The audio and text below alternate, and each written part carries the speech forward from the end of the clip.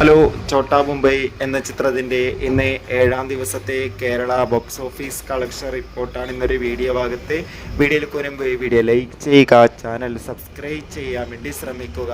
മോഹൻലാൽ, കലാഭവൻ മണി, ഭാവന, സായികുമാർ, സിദ്ദിഖ്, മണിക്കുട്ടൻ എന്നൊക്കെ പ്രധാന കഥാപാത്രങ്ങളായി ജൂൺ 6-ാം തീയതി തിയേറ്ററുകളിൽ വീണ്ടും റിലീസിനെത്തിയ ചിത്രമായിരുന്നു ചോട്ടാ മുംബൈ. എല്ലാ സിനിമാ പ്രേമികളും ഒരേപോലെയായിരുന്നു ചിത്രത്തിൻ്റെ റിലീസിനായി കാത്തിരിക്കുന്നുണ്ടായിരുന്നത്.